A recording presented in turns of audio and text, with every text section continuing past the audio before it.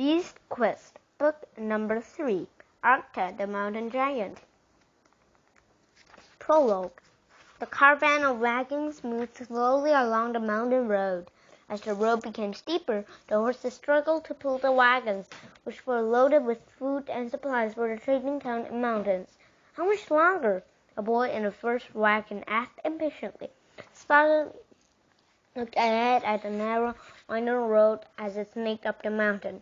It was a dangerous ridge surrounded by trees, and rocks were scattered everywhere, as if there had been many landslides. "Be patient, Jack," said. "Once we get to the pass, it's not much further." Pointing to a ridge in the distance, Jack looked. Above the ridge, dark clouds were gathering, casting long shadows down the mountainside. The air began to cool as the sun disappeared behind the clouds. As the wagons rounded a bend in the road, a fierce mountain wind hit them. The boy shivered and pulled his coat tighter. "We'd better hurry if we're going to beat the storm," Jack's father called to the other traders, his voice almost lost in the wind. "We don't want to get trapped here and freeze to death." They pushed on, but the wind seemed to gain in strength and was soon screaming through the trees. Suddenly, a thunderous crash echoed through the valley. The ground began to shake. All the wagons stopped, and the traders looked around in confusion. "What was that?" one said. Then they heard a deep rumbling sound and the large crack of splintering wood, as if a tree were being snapped. "Now, what's happening?" Jack asked, trying to halt the panic in his voice. His father looked towards the ridge. "I don't know, son," he said. It was the first time Jack had seen fear in father's eyes, and it sent shivers down his spine.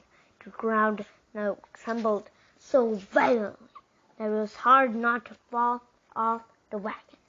The horses began to rear up, trying to escape from the harnesses. One wagon broke away and started to slide back down the mountain road, its contents spilling everywhere. Men dived out of the way as heavy barrels tumbled towards them. Then, in front of the wagons, a huge boulder tore through the trees and crashed across the narrow road, just missing Jack and his father. The road ahead was blocked. The crashing grew louder. Then, above them on the ridge, something appeared. In the chaos, Jack was the only one to see. It was a giant beast, as tall as the trees. "Run!" Jack said. "Run for your lives!"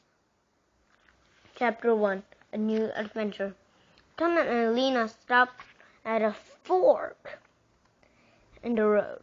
The road led east, led towards the farmland of Avantia. The road to the north will guide them to the kingdom's mighty mountains. Tom knew which one they needed to take to find the next beast in their quest. He feared this mission was going to be even more dangerous than the last.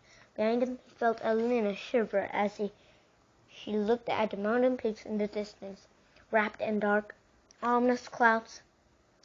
"Let's go, Alina. We'll be all right," Tom said. Then, sensing his friend's nervousness, he added with a smile, I got you and the mud for protection, haven't I?" "The mud? Well, thank you very much."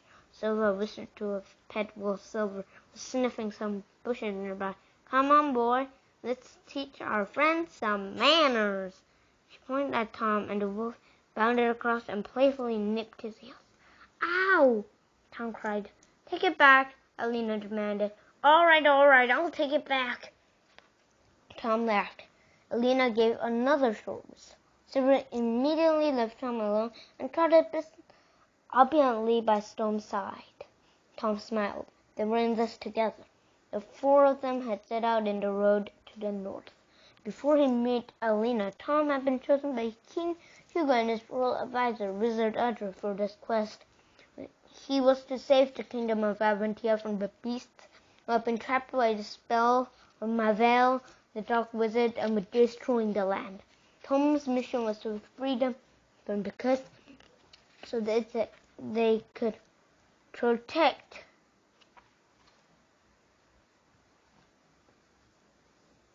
Aventia once more. He wished with all his heart that his father, Taladin the Swift, could see him as he took part in the biggest adventure of his life. But his father had disappeared when he was a baby. Before the quest, Tom thought beasts were only existed in legend, but now that he had fought and freed two of them himself, Fëanor the fire dragon and Serpent the sea serpent, he knew how real they were and how deadly they could be. So far, he and Alina had survived by working together. Now they had to face a new danger that lurked in the mountains of the north, Arched the mountain giant. They traveled north through the foothills for some time. Then Tom brought Storm to a halt. The trail before them led up a steep hill surrounded by boulders and trees. "Let's check. We're going to the right way," he said. He fumbled for the magic map Wizard Edgar had given him and unrolled them. Pine trees and mountains rose from the old parchment, standing as tall as Tom's thumbnail. The path they were following glowed. "Another day's ride and we should reach the town," Alina said, peering over his shoulder. Tom looked closely at the map. The town was surrounded by 5 jagged mountains, and the road leading to it was long and winding. One part looked blocked by a landslide. Touched it, and plumble of dust rose up from the map. They might have to find another way around. Tom never tried to climb a mountain before. Would it be as steep, as dangerous as he imagined? "We'd better make camp soon," he said. "We're going to need all our energy to get up the mountain pass tomorrow." They continued up the hill. At the top they stopped suddenly. Mountains stretched as far as they could see. Dark shadows filled the whole folds and gullies, while the summits seemed to blaze in the late afternoon sun like rows of sharp teeth. The mountains stood out against the deep blue sky. "It's beautiful," whispered Alina. Tom nodded. He'd seen many things on his quest so far, but no landscape had as breathtaking as this. They noticed a ragged group of men coming down the trail towards them. Tom gripped his sword. One of the men called out, getting as they drew near. Tom could see he was carrying a young boy over his shoulder. When the group reached them, Tom and Alina saw that the men were traders. They looked dirty and tired, and the boy appeared to be injured. His head was wrapped in a bloody strip of cloth. "Can you help us?" the man carrying the boy asked. "Do you have any water? All our supplies have been destroyed." Tom immediately passed his water canteen. "What happened?" "We're part of a trading caravan, bringing supplies to the town," the man explained, setting the boy down and giving him some water. "There was a landslide and we're lucky to survive." "What triggered it?" asked Alina. "We don't know. The mountains are usually very stable, but the weather was too old and the giant," spluttered the injured boy. "It was a giant." Tom and Alina exchanged glances. "Don't mind, Jack," one of the men said quietly. "Got a bump on the head." The first man said grimly, "I hope you aren't going to the mountains." "I'm afraid we are," said Tom. "The mountains are dangerous even in the best conditions." He was looking concerned. "The main road is blocked now. The weather is bad. I turned back. That's what we're doing." "You don't have a choice," Tom said bravely. "Well, if we must go, take this." The trader handed Tom a short length of rope. "It's not much, but it's all I have in return for your kindness. It may come in handy." "Thank you," said Tom. They gave the trader some more of the water and then all the food they could spare, and then said goodbye. "Beware of the giant," the boy called back as the traders made their way south. Tom, Alina, and Storm and Silver passed north. Soon the sky grew dark.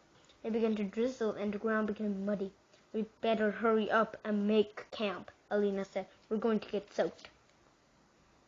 Tom scanned the next hill and spotted an outcrop of rock that could provide shelter for the night. They had to climb toward it. Just then Silver started to growl and his fur stood on end. "What is it, boy?"